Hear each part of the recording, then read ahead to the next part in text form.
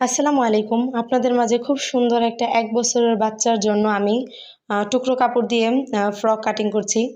যারা বুঝতে পারেন না যে কিভাবে কুচির কাপড়গুলো নিবেন, বডির মাপ যা হবে তার ডবল কাপড়টা নিয়ে নিবেন। তাহলেই আপনার কুচির কাপড়টা হয়ে যাবে। তো ১ম পার্টটা আমরা যতটুকু নিয়েছি তার থেকে দেখতেই পাচ্ছেন কতটা কাপড় বেশি নিয়েছি। ৬ থেকে ৭ ইঞ্চি, ৫ থেকে ৬ ইঞ্চি আপনার ইচ্ছা। আপনি যত কুচি দিবেন তত পরিমাণ কাপড়টা নিবেন। তো আমি পিছনের পার্টটা দিব এক কালার, সামনের পার্টটা দিব প্রিন্টের।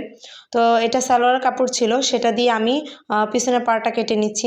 গলাটা নিয়েছি ২.৫, বগলটা নিয়েছি ৩.৫ নিয়ে ৩.৫ একটু বেশি নিয়েছি আর কি।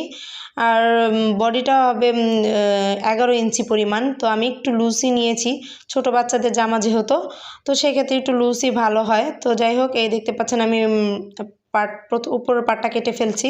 কাটার পরে এই দেখতে পাচ্ছেন আমি প্রিন্টের কাপড়টা দিয়ে আমি কিভাবে জোড়া দিয়ে সামনের পার্টটা তৈরি করব দেখতে পাচ্ছেন, আমি একদম ইজিলি দেখিয়ে দিয়েছি। তারপর আমি জোড়া দেওয়ার পর আমি এটা কি করব, পিসের পার্টটার সাথে আমি সামনের পার্টটা রেখে কেটে ফেলবো। কেটে ফেলার পরে দেখতে পাচ্ছেন আমি কিভাবে কুচিগুলো দিয়ে দিচ্ছি, আপনাদের একদম দেখিয়ে দিচ্ছি। এই দেখেন, এইভাবে কুচিটা লাগিয়ে নেবেন।